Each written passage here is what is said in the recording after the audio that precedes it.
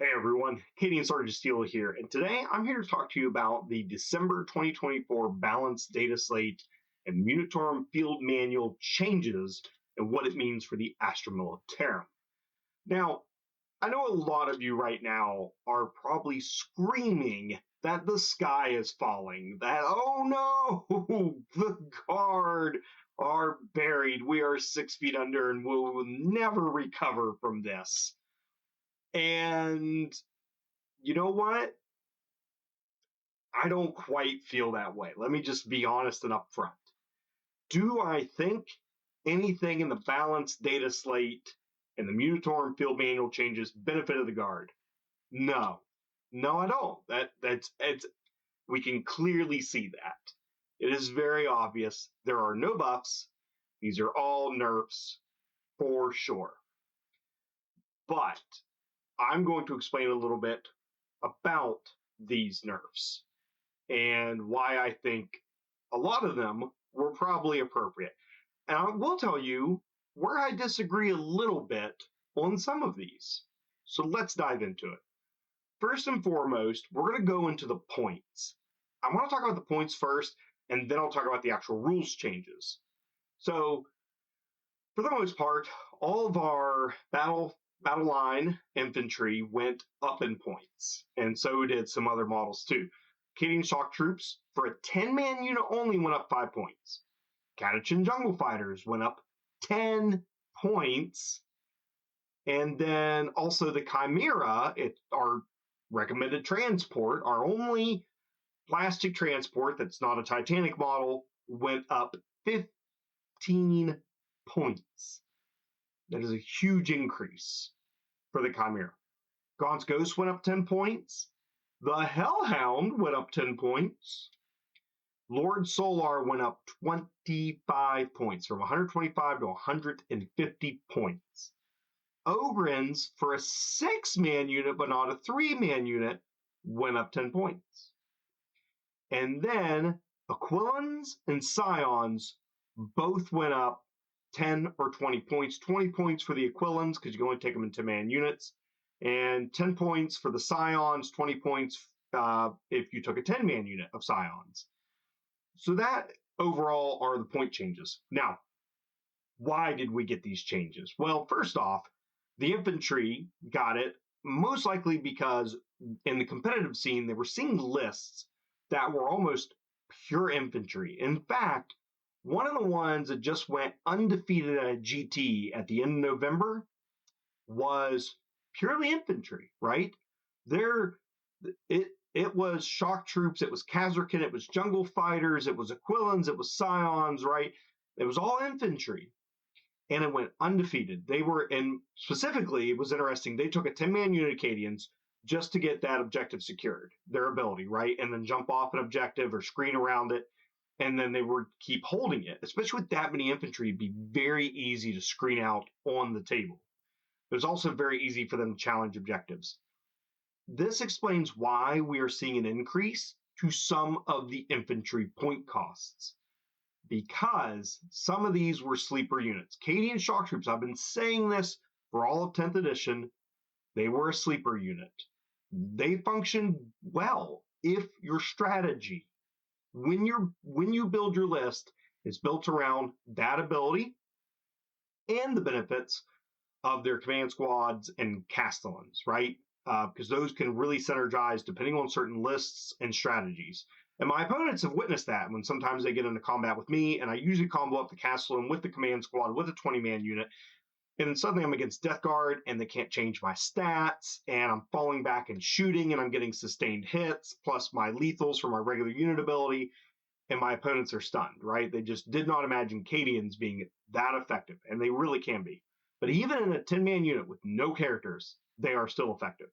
Catachan Jungle Fighters, we all knew Catachan Jungle Fighters were good.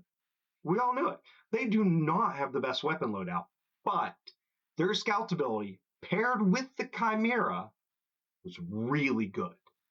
And a lot of folks were using it. Some folks were even taking whole Catachan armies and just scouting forward at the beginning of the game. So it's no wonder seeing Catachan used over and over and over again in winning lists They got bumped up in points to match Cadians, to match Krieg, right? That's where they're at now. The only battle line unit that is cheaper now than Cadian, Catachin, and Krieg is the regular infantry squad. It's 5 points cheaper.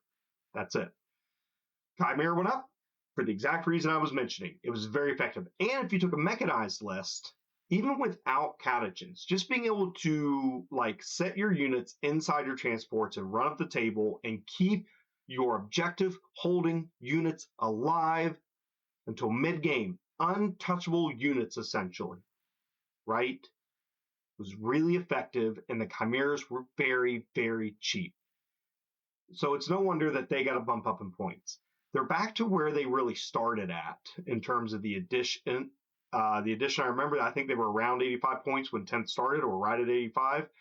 So we're back to where they were at the beginning, and I'm just kind of not surprised about it. I think it's a great unit, and I think it's an overlooked unit. Gaunt's Ghosts. Hold on. I'm looking for all the people who thought Gaunt's Ghosts were bad. I am alone in this room. But nobody thought that anyways. Gaunt's Ghosts are very good. I mean, I know they're a character unit, but they are very effective, and they're really great, especially bringing them in to give orders or disappear or hurt other units, capture objectives. They just serve, they're really a Swiss Army knife as a character and infantry unit. And they do very good at a lot of different roles on the battlefield. So it's no wonder we see them here getting an increase in points. The Hellhound. I'm a little bit surprised by this one. And I want to just express a little bit of disappointment around this. So, do I think a Hellhound with the Inferno Cannon and a Heavy Flamer and a Hunter Killer Missile, and I don't think it could take a Stubber. I think those are the only 3 weapons you can add. Should be 125 points. Yes. Yes, I do. Do I think the Kim Cannon, along with any Heavy Bolter or Heavy Flamer, should be 125 points? Yes, they're decently effective, and both of those do very good at different roles. Especially the Kim Cannon can actually do really well against Space Marines, for example, right? Versus the regular Inferno Cannon just does well against general infantry. Yeah, it's a decent strength. You got AP, and you're doing single wounds, and they can even add up against elite units, right? So it's a really good model. Then their ability to take away cover, which is one of the strongest defensive mechanisms in the game. It's so easy to get cover, and being able to take cover away matters a lot. So seeing this go from 115 to 125 points, I think it's appropriate. And I think once again, it makes sense. Here's what I do not agree with. I do not believe the Melta Cannon version of the Hellhound should be in the same data sheet as the Kim Cannon and the Inferno Cannon. I think, just like Lehman Russ's, this unit needs separated out. It needs separated out and maybe pointed differently, because a Melta Cannon version of a Hellhound should not cost 125 points. That's just true. And this is one of the unfortunate sides of where they oversimplified some of this in 9th and 10th editions. We see some of that getting untangled in Index 10th, right? We saw the Lehman Russes get broken out into all their variants. Really awesome. We love that. We're going to see, I think, a little more, just slightly more separation or creation of separation when we get a Rogaldorn and a Rogaldorn Commander and the upcoming Codex and so forth. We'll see what else they have in store for us, because we don't really know what's going away quite yet. We can make some really good predictions, but they could also surprise us with a few things. But I think the Hellhound and its variants need separated out. They need to be different data sheets and different point costs. Lord Solar. I mean, duh. Yeah, 125 to 150 points. That's a little bit of sticker shock, right? And now you're going to question taking Lord Solar. But Lord Solar got some additional rule changes. So this is a double nerf to Lord Solar. And so I'll talk about that rule change right now because it matters. So he went up in points. If he just simply went up to 150 points, my reaction is fair. So many of you online, so many of you on the tabletop that I even meet was like, Lord Solar is an auto include.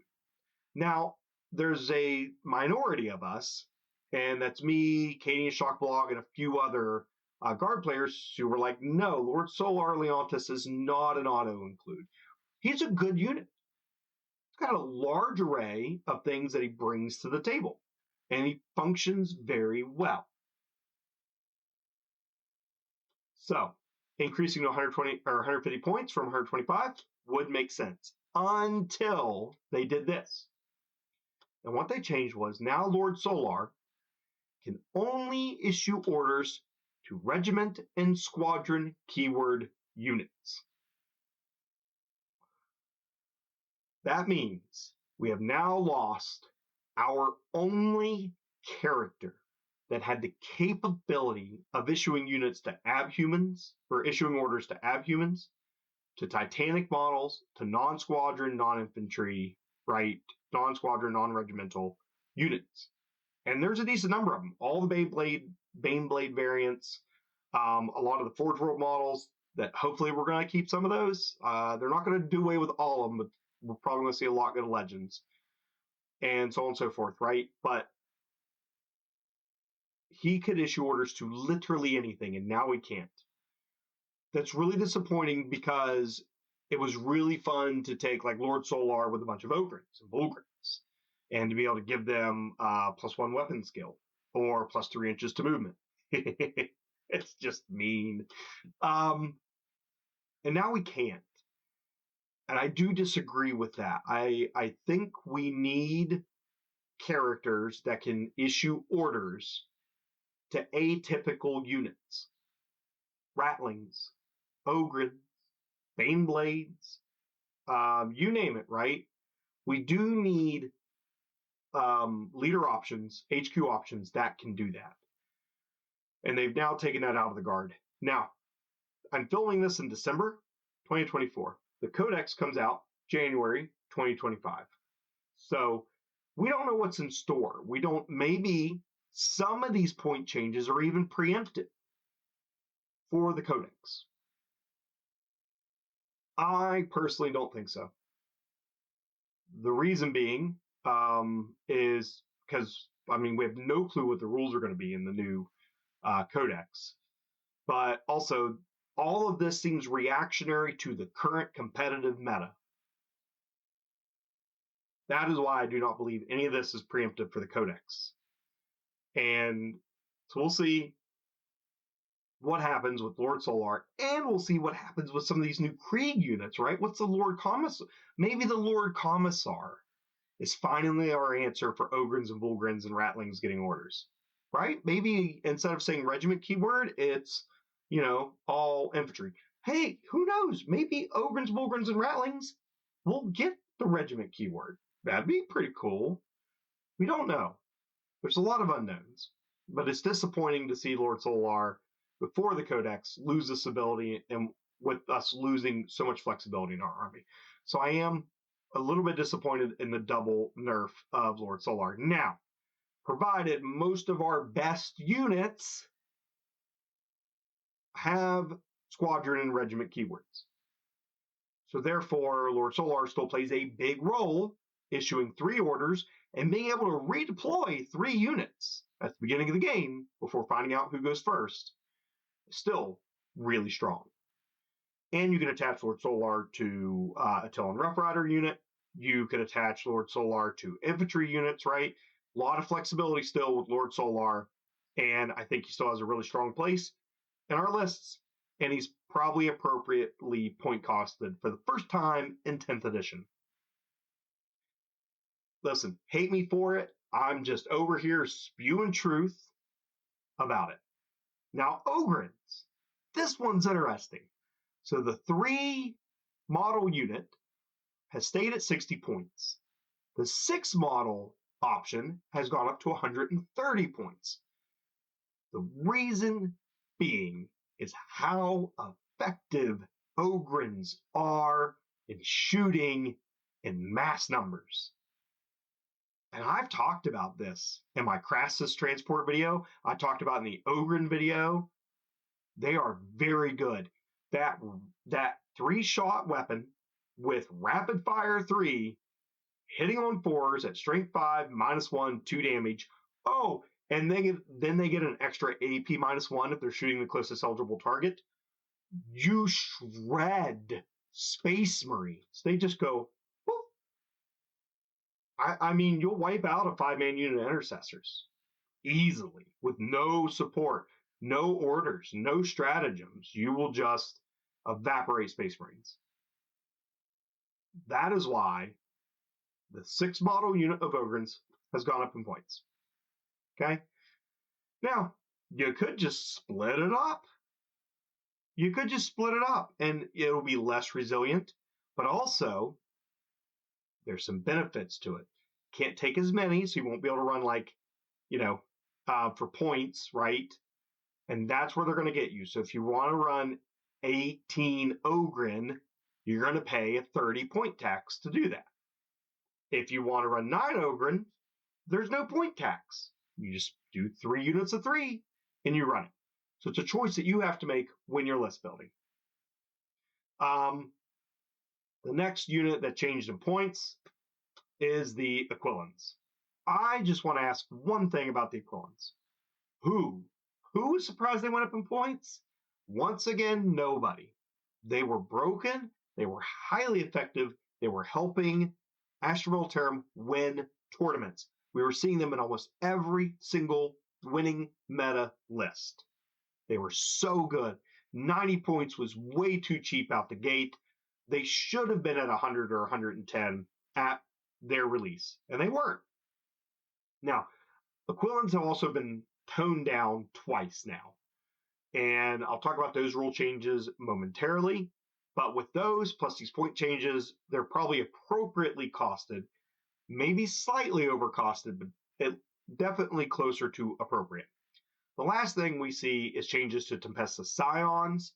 They increased by 10 points per 5 models. So it's now 60 points for 5, 120 points for 10. Duh. Once again, they were undercosted.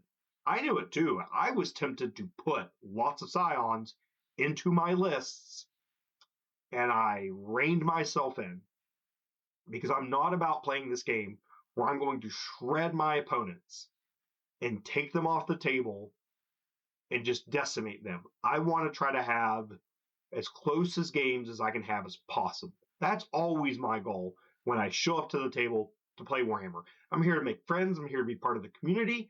I'm here to have a good time. And we even have a better time losing when games are tight, right? It's just so much better. And so I don't often run the most cutting, nasty meta list. I usually do something that's a little bit tamed down, but I'm very effective because I know guard in and out so well. So I'm very good at being able to run my army. But everyone could see how good Scions were. So I could see why they did that point increase. Now, let's talk about real quick, the rule changes that they actually did for guard. So we already talked about Lord Solar, but he can still issue 3 orders and still redeploy 3 units before we know who takes the first turn. Very effective. Very good. So Lord Solar is great. He just lost the ability to issue orders to anything and now has to be regiment or squadron units. So for the Aquilans, they've made 2 changes now to their rules. First, precision drop, their unit ability. 2 changes to this rule. It now has to be in your movement phase. So you can no longer do it with the stratagem, right, in your opponent's movement phase. At the end of their movement phase, you could use the core stratagem to be able to deep strike a unit in, and you can't do precision drop with that anymore. So precision drop can only be used in your movement phase. The reason it was so strong in the opponent's movement phase is because when we used to be able to deep strike this unit within 3 inches, you could basically screen charges. And say, so your opponent has, just a giant monster like a Norn, emissary, right? And they're going to charge it into your Rogel Dorn, and they get within 8 inches, and then you drop a 10-man unit of Aquilans within 3 inches of that Norn to screen out the Rogel Dorn. Completely worth it, right? Who cares if the Aquilans die? You just absolutely saved your strongest shooting unit in your army. And the Norn doesn't even have enough tax to maybe chew through that 10-man unit. It might fail, and then 1 or 2 models live, and then they're still there and still holding the Norn back, right? So it was a very effective way to do it. The other thing they changed, the second thing, used to be able to deep strike just outside of 3. Now they made it just outside of 6 inches. So they've changed the distance from 3 to 6. They also did this with all stratagems that allow units to deep strike less than 9. All of those are now changed to 6 inches. And so suitably, they changed the precision drop ability for the Tempestus Aquilans to 6 inches. That also means it's harder to drop the Aquilans in and just grab objectives. Because within 3 inches, say your opponent was just towing in just close enough to hold an objective, you could drop almost literally right on top of the objective.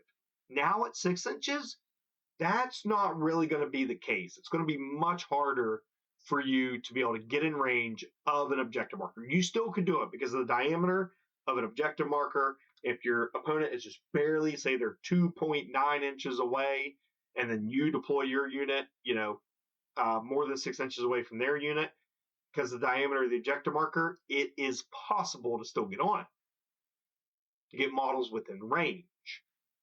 But that would be a rare circumstance.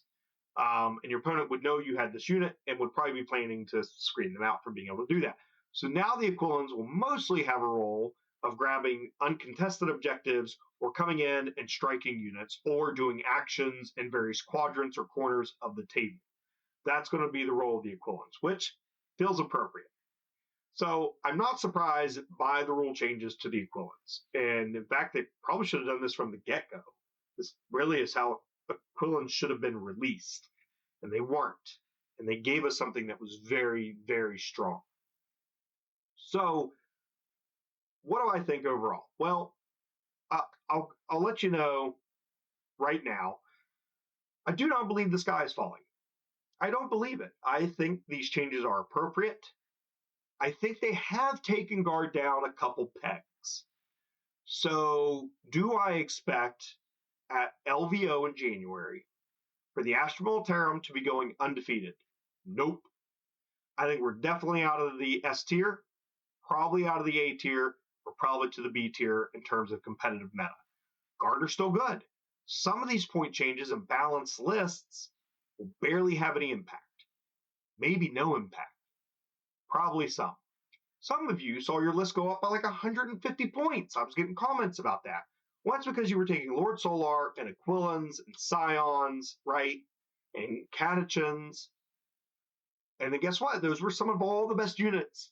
And they went up in points because they were undercosted. So that's going to happen.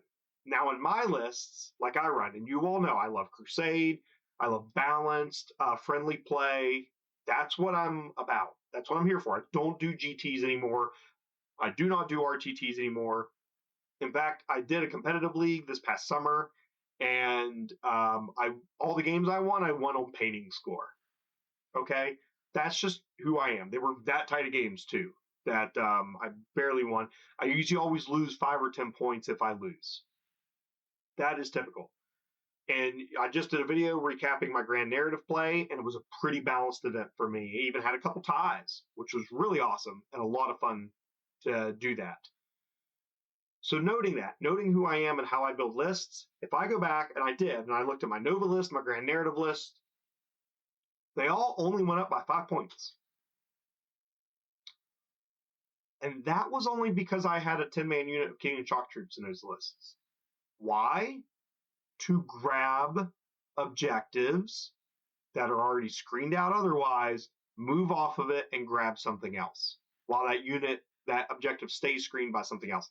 I was doing the exact tactic, and it just took this long for more competitive players to catch on and then start doing that with their Cadian units. And that's why a lot of mine went up by 5 points. I wasn't running a bunch of Aquilans. I wasn't running Lord Solar. I never do. I run Cadian Castellans instead, or tank commanders at best if I'm going to take anything else. I normally don't even do tank commanders. I like running straight up Lehman Russes with their unit ability. Okay, even though the shoots on death ability for a tank commander is awesome, love it, love it. But it wasn't the strategy I wanted out of my list. I had a whole different strategy, a whole different approach, and so I wasn't putting those units in there. So my lists barely changed, and so it's interesting to kind of look at that and to understand how this mostly impacts the most competitive of lists. Even if that is the case, say you took a middle of the road list, somewhere between what I run and what the meta had right now, okay? Even if that's the case, so say your list went up 60 points, all right? Because you had a bunch of Catachan, because you love Catachan, nothing wrong with that. And you had a couple 6-man units of Ogren, and you had a couple units of Aquilans, okay? That could round out to 60 points right there. Or even more. So something like that, right? And you have 6 points. All you have to do is to drop 1 infantry unit, drop 6 Ogren, and you're back, right? You're back within your threshold. So it is not so drastic that our lists are inoperable at that point. We just have to rethink some of that. Then if your list is just barely out of tune, say 25, 30 points, well, that's you dropping a commissar, or that's you dropping an infantry unit and adding in a commissar. It's those types of like minor changes. And your commissars, by the way, you can still run them independently to grab objectives or to be little action monkeys and run around and do stuff while also doing their overwatch and keeping everybody in check on their morale checks and making sure they don't break. Right? You could still do that. And so you could just rework your list a little bit. It's not the end of the world. And we all should have seen it coming, just to be fair. And I'm sorry if that disappoints or upsets some of you and you were expecting me to be like, oh no, Evil Games Workshop. I'm not. And it's because if you were watching the competitive meta, and I don't particularly watch it too close, but as soon as these changes happened, I went and researched a little bit, and I was like, oh, yep, right there, that winning list. Oh, this list here, right? And then I saw why they made the changes they did. It was very obvious. So I want to pitch that to all of you all. When these things happen, right, we have the whole world's information at our fingertips, and we're really good at watching 40K stats. There are multiple websites even dedicated to it. And so you can go in there and take a look at these and it becomes obvious. So when a lot of you are like, I don't understand why GW did this, GW just hates the game or hates the players. They don't. They're reacting to us. They're reacting to the people who find how to break the game. And that's what they've done here. Now, I'm not talking about all factions, by the way. I'm just talking about the Astra Militarum right now. I am not educated enough on the other factions to truly comment on them in any meaningful way. I know I have Custodes, and I know I have Space Marines, and I have Sisters of Battle, but I do not play them enough, and I don't know them well enough in and out to comment on the changes they've made to those factions. I'm only talking about the Astra Militarum right now. And so if we go look of what was going on in the competitive meta, it reveals why they made the changes they did. And so I'm not surprised, and they do appear mostly appropriate. The other thing I will say is all of these changes are not going to matter in 1 month anyways. So even if your best list did get ruined, doesn't matter. We're all going to be writing new lists and new armies and painting new models probably in January. We all are. That Krieg release box looks amazing. We can't wait to get my siege cannon. Siege cannon. I hope somebody makes a meme of that. I can't wait. It's going to be so exciting. I love that look of the guard and that play of the guard, and I'm so excited for it. and all the other things we're going to get. I want to know what they all do, and we're going to get all these new detachments. And we haven't even gotten, as of the recording of this video, we haven't even gotten our December attachment yet, which we think might be the Tempestus attachment. They did not tease that for the Codex. It might not be. Might not be. We're getting a Gaunt's Ghost detachment. We're getting a Siege artillery detachment, right? We're getting a mechanized detachment. We're getting our general kind of combined arms detachment. It's going to be the Cadian one. I can't remember what the other one is, but there's another one too. All pretty typical detachments, right? So the only one that they didn't seem to really specialize on was maybe something Tempestus related. So maybe that's what we're going to get. We will see. But we're all going to be changing everything here very soon. So honestly, unless you're going to the LVO, none of this really matters, because that's the next event this is going to impact. And then after that, we're going to get a new codex. We're going to get new points. We're going to get new rules. And the whole Astra Militarum meta is probably going to get flipped on its head as we unlock all of these things that we have been wanting to do for so long, a year and a half now in 10th edition, and it's all going to get unlocked. We're going to finally get rules to support the ways that we want to play as Astra Militarum players. And we will have choices that aren't just lethal hits for shooting units that we can see. Which is why I'm curious what the Siege Regiment does. But anyhow, so that's it. That's all I got for this video. I hope you've enjoyed it, and I hope I didn't hurt your feelings too much by being so honest with you. But I'm not going to lie. I'm not going to sugarcoat anything. I'm always here to be honest with you guys. I'm not going to pretend the sky is falling. I'm not going to pretend this is the end of the guard. It's not. And I'm here to just give it to you straight about how I feel. And this is just my opinion, right? Yours can be valid. I'm not invalidating your opinion. Okay, you're watching this video because you wanted mine, and I've now shared it. But what I want to do is have a dialogue. So please get in the comments below and let me know what you think. Let me know what you thought of the meta, what you thought were some of the best units being taken, some of the best lists being used, right? I want to know, what did you think about the guard right before these changes happened? And I'll be looking forward to that. I want to have conversations with you. The more we talk, the more we know, the better we play the game. The better we play the game, the more fun we have, including our opponents too, right? So get down below. Let's chat. Let's talk about it a little bit. Also, if you enjoy my content, I now do have channel membership.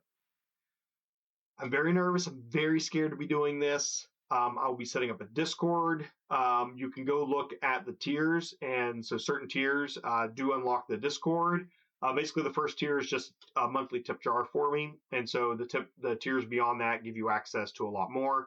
And I'm even willing to do list reviews, which if you watch my streams with Morty and Glory, and it's been a while since I've done one of those, but it was revealed, and I was honest, I hate doing list reviews. I really do.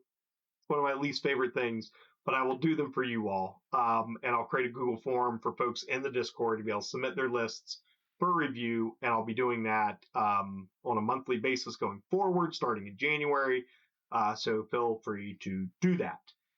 And all the other perks that I will create with the channel membership. So the more people sign up and the more I can do with this, it'll be better. I'm working on setting up the Discord now. I'm not very good at it, so it's taking me a little bit. But I already have created the channel, just haven't let anybody in yet.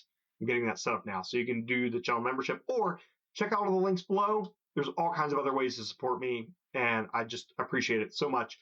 But at minimum, you could like and subscribe or just comment and chat in the video below. And that supports me too, and I really appreciate it. And I appreciate all of you all. So that's it. That's all I have for today. So as always, have fun wargaming. And remember, Cadia stands.